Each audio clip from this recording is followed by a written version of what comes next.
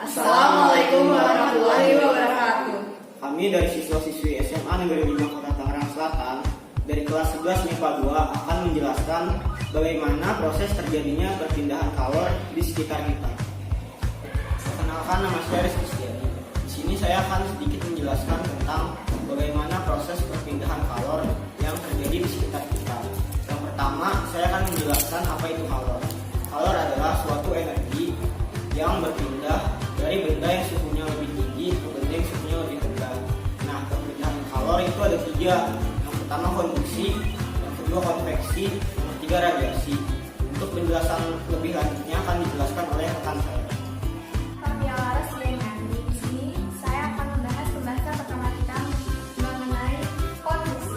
Konduksi adalah peristiwa perpindahan kalor atau panas melalui zat perantara tanpa disertai dengan perpindahan zat perantara tersebut.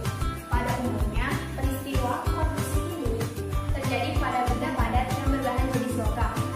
Nah, peristiwa konduksi ini sangat erat hubungannya dengan daya hantar kalor suatu zat. Apa sih itu daya hantar kalor suatu zat? Daya hantar kalor suatu zat adalah kemampuan zat atau benda untuk menghantarkan panas. Beberapa zat atau benda berdasarkan daya hantar panasnya itu dibagikan menjadi tiga, yaitu yang pertama ada konduktor, benda yang menghantarkan panas dengan baik, contohnya semua jenis logam. Yang kedua ada isolator, yaitu benda yang buruk dalam hantaran panas, contohnya kayu. Yang ketiga ada semikonduktor, yaitu zat atau benda yang bersifat setengah konduktor dan setengah isolator. Contohnya adalah gelas dan embun. Perkenalkan, saya Anastasia Nur Adiza. Setelah tadi dijelaskan apa itu konduksi, sekarang di sini saya akan menjelaskan apa itu konveksi. Konveksi adalah perpindahan panas melalui aliran yang zat perantaranya ikut berpindah. Jika sebuah partikel berubah dan mengakibatkan kalor berambah, disitulah terjadi konveksi. Konveksi itu terjadi pada zat cair dan gas, yaitu udara atau angin. Sekian. Ya, nama saya Rizky Setiadi. Tadi kan sudah dijelaskan tentang konveksi. Nah, di sini saya akan menjelaskan tentang radiasi. Radiasi adalah proses di mana energi bergerak melalui media dan diserap oleh benda lainnya. Radiasi sendiri dibagi menjadi dua. Yang pertama ada radiasi ionisasi dan yang kedua ada radiasi non-ionisasi. Saya Zara dari Zaria. Jika kita berbicara tentang radiasi dibagi menjadi dua, yaitu radiasi ionisasi dan radiasi non-ionisasi. Radiasi ionisasi adalah radiasi yang dapat menghasilkan ionisasi yang baru, yaitu proses terbentuknya ion positif dan ion negatif. Jenis radiasi ionisasi yang dihasilkan yaitu ada proton, neutron, elektron, sinar alfa, sinar beta, dan sinar gamma. Selanjutnya yaitu non-ionisasi.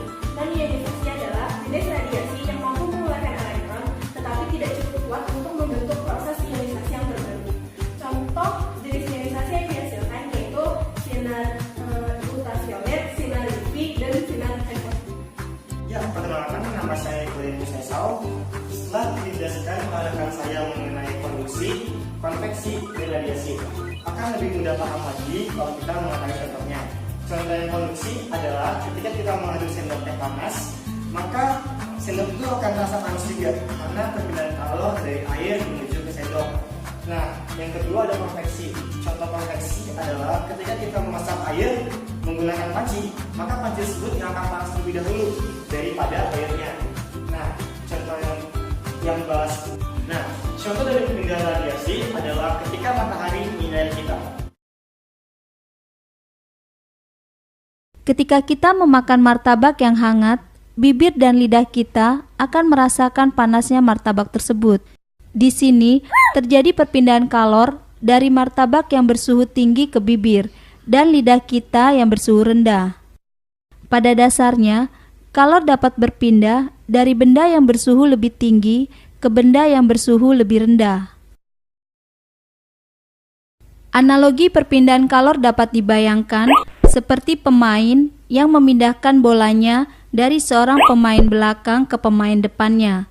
Ada tiga cara perpindahan kalor, yaitu konduksi, konveksi, dan radiasi.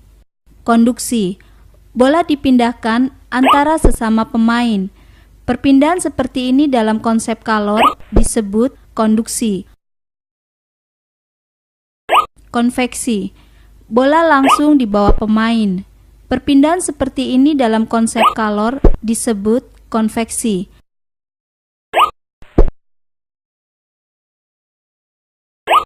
Radiasi. Bola dilempar ke ujung. Perpindahan seperti ini dalam konsep kalor disebut radiasi. Perpindahan kalor secara konduksi, konveksi, maupun radiasi sangat banyak kita jumpai dalam kehidupan sehari-hari. Ketika kita memasak air, ada 3 perpindahan kalor yang terjadi sekaligus, yaitu pertama, konduksi, perpindahan kalor ke seluruh bagian panci.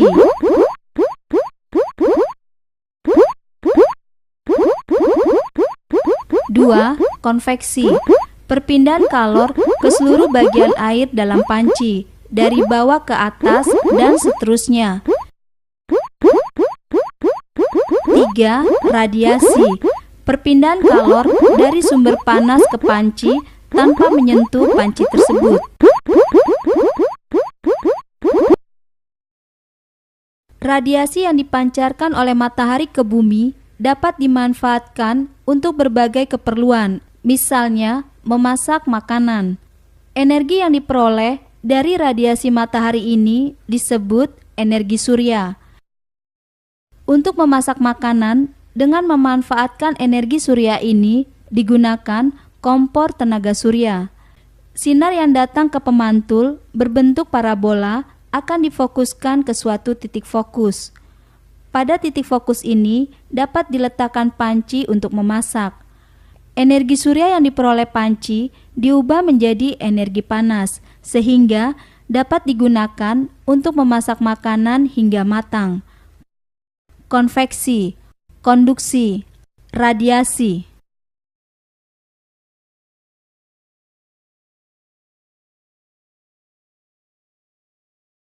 Tubuh manusia setiap saat selalu melepaskan kalor ke lingkungan di sekitarnya sekalipun kita tidak beraktivitas.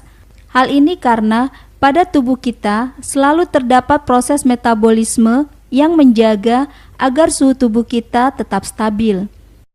Pada manusia, terjadi perpindahan kalor antara tubuh dengan lingkungan di sekitarnya. Perpindahan kalor tersebut dilakukan dengan cara konduksi, konveksi, maupun radiasi bila suhu lingkungan di bawah suhu tubuh manusia, kurang lebih 37 derajat Celcius. Ada juga proses pelepasan kalor dengan cara penguapan air keringat, bila suhu lingkungan lebih tinggi daripada suhu tubuh manusia.